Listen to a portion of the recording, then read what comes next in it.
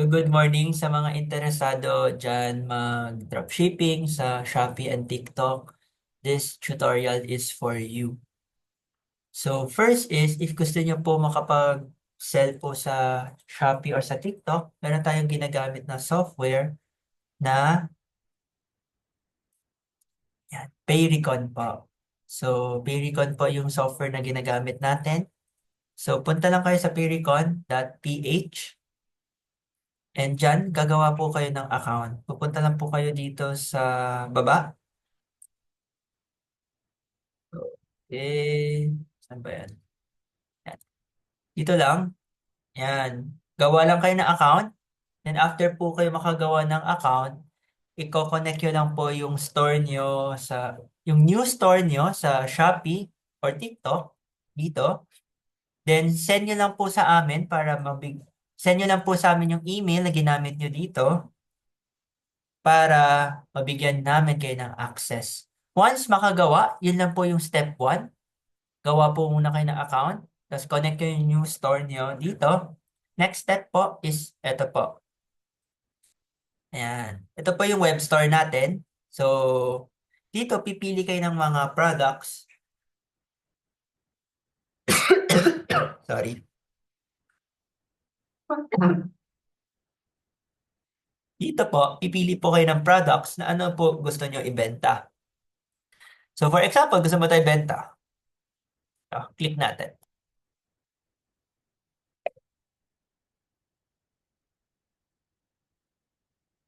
So, kailangan na login nyo lang yung Payrecon account nyo dito. Tapos, meron ditong button, Add to Store. So, kuwari, na-click nyo na, Add to Store. Pupunta naman kayo sa Payrecon yung account. So, mapupunta siya sa dito, may import draft. Kailangan nyo lang i-click yung import draft para malipat po sa draft.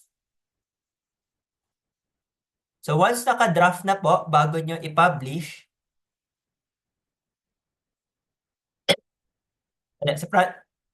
once naka-draft na po, sorry, dito pala. Once naka-draft na po, kailangan nyo lang po i-edit is ito. Para ito. Edit. Palitan nyo lang po yung name.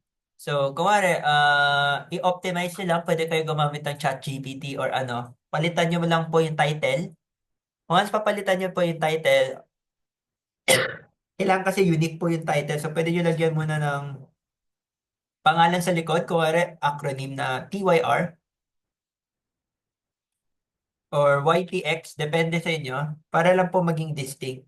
Pwede nyo palitan nyo ito. I-optimize nyo. Pwede nyo lagyan ng iba-ibang other keyword po. So, once magawa nyo, ma-edit nyo to. Next naman is i-enable nyo yung shipping options dito. Yan. So, once ma-enable nyo yung shipping options, meron kasing lalabas dito na shipping options po. Kasi ito, naka-account ko kasi ito eh. Pero, may lalabas dito na enable shipping options. And if hindi nyo pa na-enable sa Shopee, punta lang po kayo dito sa shipping settings. Tapos, i-enable nyo po. Lagay nyo po yung address nyo para ma-enable nyo dito. So, refresh nyo lang. After nyo ma-refresh, i-toggle on nyo lang po. Yung third na kailangang edit dito is yung price. So, kuwari, dropship price 80, SRP 110. Kuwari, nakasulat po to. I-times 2 nyo lang po. Gawin nyo to yung SRP 200. Tapos ito po, 340. So, bakit ganun? Bakit hindi na lang pwede diretso? So, alam nyo po, yung sa Shopee, nakikita nyo yung slash, kuwari, 200, tapos slash 78. So, dito, tuturuan ko na rin kayo kung paano gawin yan. Pero, gawin nyo muna sa SRP times 2 nyo lang po. Tapos, save and publish. Once ma-publish, mapupunta na yan sa Seller Center. So, ganun kadali lang po. So, yung mga pictures sa seller center nyo na po i-edit yan, pagandahin. Kung may video kayo i-add, description, ganyan. Doon na po. Once pa-publish, punta na tayo sa seller center. Once sa seller center, paano po gawin yung discount promotion? Marketing center. Yan, naka-home tayo. Tapos, marketing center.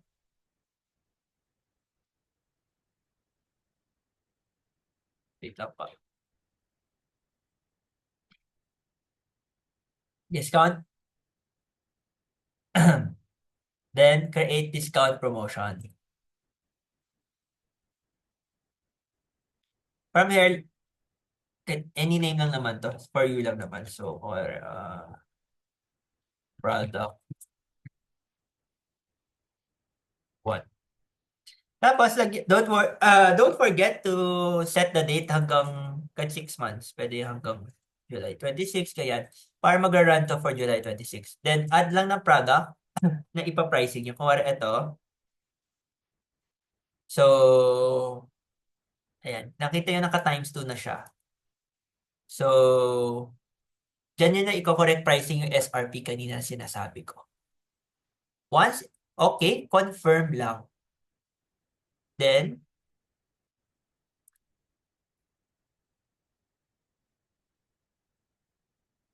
lalabas na po.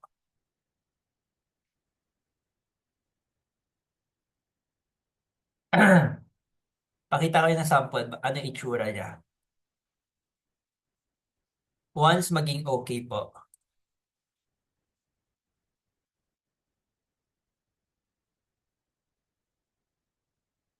So, ganito ang itsura niyan.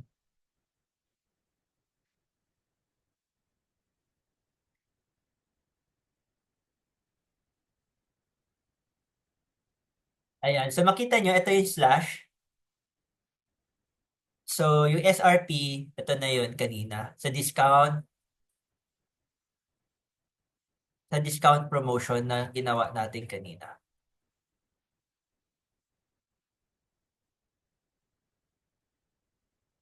Dito. So, ganun lalabas po. Kailangan lang is, dito nyo ilalagay SRP. Huwag kayo mag-edit ng price dito sa Payrecon. So, para magka-slash po. Okay, so yun lang namang ang 3 basic step na kailangan nyo gawin.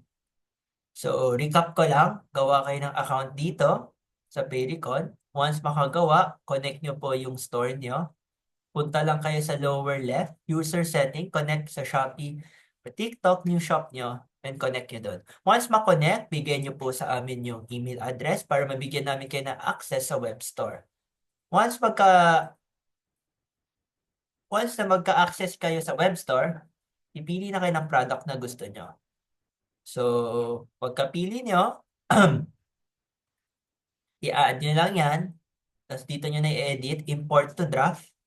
Tapos yung sinabi ko kanina, yung title, yung enable shipping option, pati yung price. SRP times 2 mo. Publish. Dun na. So, ganun kadali lang po yung step 1. So, thank you guys for watching. And once magawa niyo po yung step 1, meron naman tayong video tutorial for step 2. Thank you guys. And tinatanong ng, so tatanungin, how much po yung subscription niyo? So medyo mura lang po. Actually ngayon naka-promo pa tayo. Pero soon po, yung original talaga is 3,000 po per month. Pero ngayon naka-promo tayo. So 1,000 lang po per platform. So lumalabas 2,000 per month. Pero